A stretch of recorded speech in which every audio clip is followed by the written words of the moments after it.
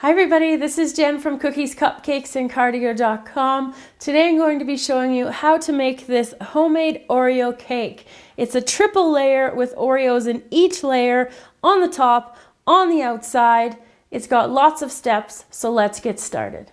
To make the vanilla part of the Oreo cake, we're going to start with half a cup of butter cut into cubes, 1.5 cups of all-purpose flour, half a cup of milk, 2 eggs, half a teaspoon of vanilla extract, 2 teaspoons of baking powder, and half a teaspoon of salt, 1 cup of granulated sugar, and then in this bowl I have 10 Oreos chopped up into quarters. So the first step is to combine our dry ingredients. I'm just going to pour them into my mixer here. So the flour's gone in, and the sugar, and then the baking powder and the salt. And I'm just going to mix it for about 30 seconds. So once our dry ingredients are mixed together, we're going to take our chunks of butter, and I'm just going to put in 2 here, and then I'm going to turn on the mixer and let it mix. And what this is going to do is it's just going to cut up the butter into little teeny tiny morsels, and it will make a nice little, nice light batter. So I'm just going to turn that on, and then I'll gradually add the other 2 as well. So once my butter is all mixed into my dry mixture, I'm going to add my eggs.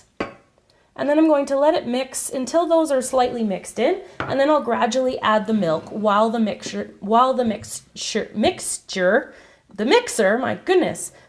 is on.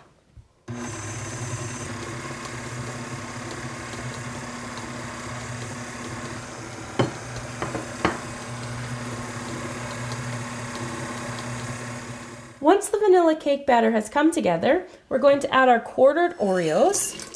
I'm just going to stir it up just a couple rotations here. We don't want them to be too crumbled up. I want them to be nice and chunky like this.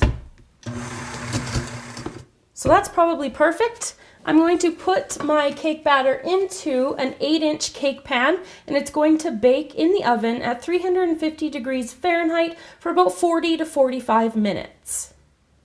So to make the chocolate Oreo layer, we're going to start with 3/4 cup of cocoa powder, 2 cups of granulated sugar, half a cup of vegetable oil, 1 cup of buttermilk, 2 teaspoons of vanilla extract, half a cup of water, which we're going to heat up in the microwave so it's nice and hot, 2 eggs, 2 teaspoons of baking soda and 1 teaspoon of baking powder, 1 3/4 cups of all-purpose flour, and 20 Oreo cookies chopped up into quarters.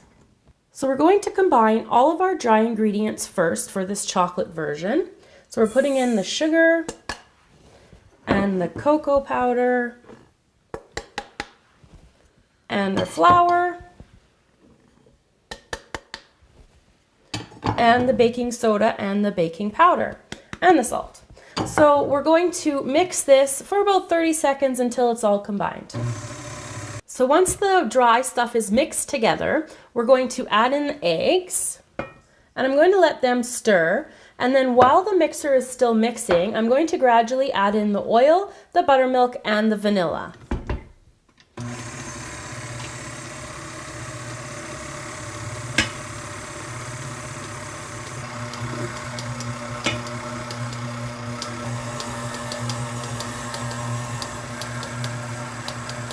So I've heated the water up, and now I'm going to add it gradually to the batter as well.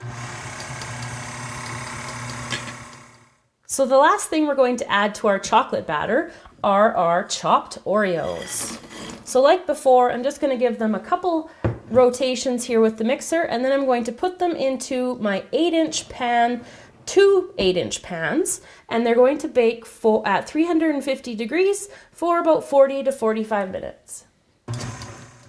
So while the cakes are baking in the oven, what I'm going to get going next is the cream, and we're going to be using this as the filling and as the coating around the outside of the cake. So what we need for it is 2 cups of whipping cream, 2 cups of icing sugar, 8 ounces of cream cheese, and 1 teaspoon of vanilla extract. So I've got my mixer here fitted with my whisk attachment because the first thing I'm going to do is whisk my whipping cream until stiff peaks form.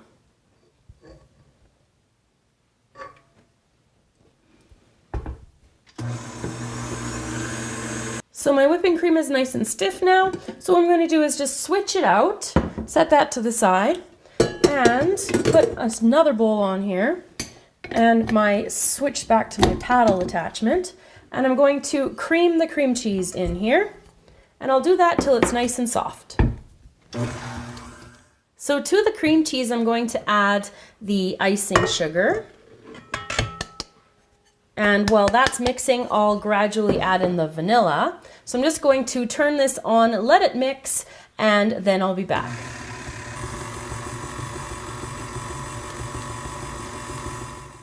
The last step for our cream filling is we're going to add our previously whipped whipping cream into our cream cheese mixture.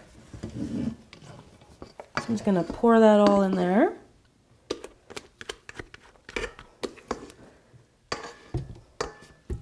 And then I'm just going to turn on the mixer really slow and really low, and then I'll just let it mix until it's all combined. So once the cakes are cooled and you have your cream filling ready, what we're going to do is in between each layer, we're just going to put about a half a cup worth of the filling into there to make it nice, round, nice, smooth layers. You can put as little or as much as you want, but I just want to err on the side of caution just because I want to make sure that I have enough to go around the outside of the cake. You could always make more, but it's kind of annoying. So after that one's on, I'm going to take my vanilla Oreo layer and I'm going to put that on top, line it up, there we go. And then I'm going to take, again, some of our cream, spread that around. And the last thing will be to top it off with the second chocolate layer. So we'll do that now and line that up like that. So just clean off my edges here. Now, right now, I'm going to just apply like a really thin layer, which is known as a crumb coat. And then I'm going to pop it into the freezer for about half an hour because I want it to set in order to do that final coat. The final coat will be quite thin, but I want to be able to apply it and not have any crumbs in the mixture. So I'm going to do that, just finish covering this, and then pop it into the freezer. So after I've taken the cake out of the freezer, I'm just going to apply the final coat. Like I said, it doesn't have to be very thick. You just want to hide any of the dark spots, but we're going to be covering it up with lots of cookie crumbs and some ganache on the top, so it's not really a super big deal if you've got any dark spotches. So I'm going to finish this off, and then I'll be back to show you what you're going to need for the garnish. For the garnish, we're going to be using some chocolate ganache, which we have already up on our channel, and we'll put a link to it in the description box below. I have 10 coarsely chopped Oreos here, and I have the rest of the filling in my bag with an open star tip. The tip I'm using is an Ateco 827, but you can use any kind of tip.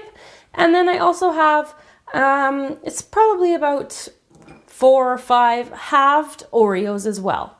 So the first step to finishing the cake is I'm going to take my chopped Oreos and I'm just going to press them up to the side here. And I want to go about 1/3 of the way up the cake.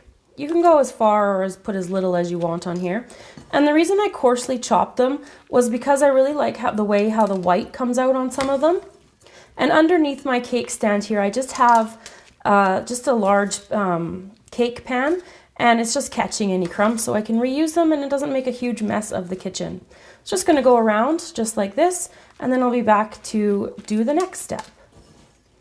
Once the sides are done, I'm going to take my ganache. I'm just going to place it by the spoonful on the top here, and I just want it to slightly go over the edge, not too much so. And then I'll just work my way around the cake, creating a little border on the top. So I'm just going to do that go all the way around, and then we'll be back for the last couple of touches. To finish off the cake, I'm going to put a couple of the leftover crumbs into the center here, like that. And then I'm going to take my leftover filling and I'm just going to squeeze little stars here and go around the border, kind of that was made by the ganache, all the way around like that. And then I'm just going to take my halves and I'm going to put them probably in every second or every third. So I'm just going to finish this off and then I'll be back to show you a cut up cake and the finished of this one. So there you go, everybody, how to make your own Oreo cake from scratch. I hope you enjoyed the recipe today. Remember to subscribe to the channel to stay up to date on all of our newest videos. And remember, you can also find us over on Instagram, Tumblr, Facebook, Google+, all those awesome social media sites. The links to those are in the description box below. So thanks for watching, and I'll see you next time.